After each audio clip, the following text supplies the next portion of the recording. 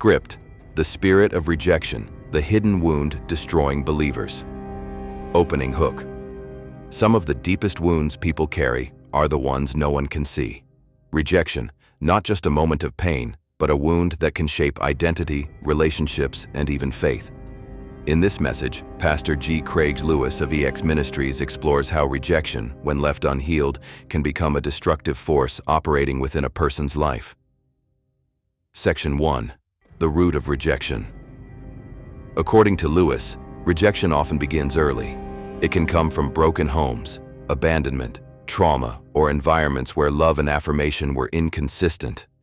At first, it may seem like a temporary emotional experience, but when the pain is not addressed, it does not disappear.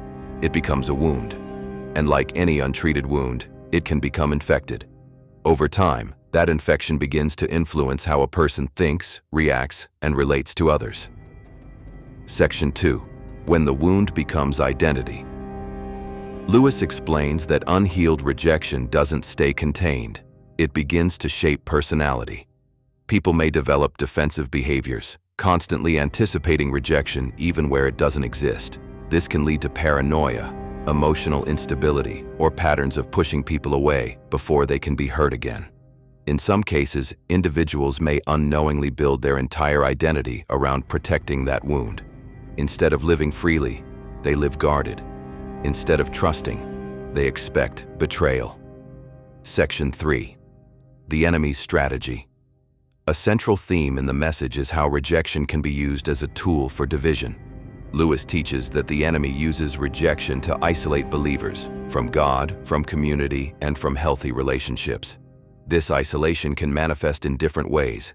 Addictions may develop as a form of escape. Conflict may become constant as the person feels misunderstood or attacked. Or there may be a pattern of self-sabotage where opportunities and relationships are damaged before they can grow.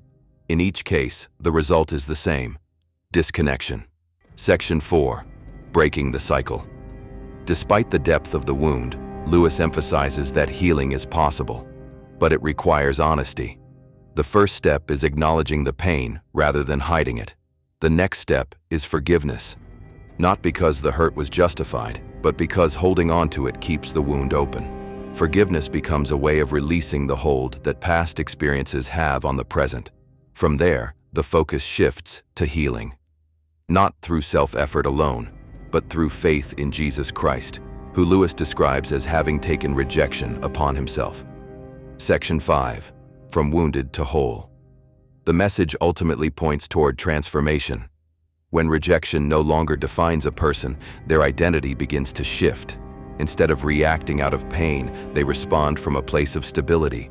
Relationships become healthier, decisions become clearer, and the cycle of rejection, both receiving it and projecting it, begins to break.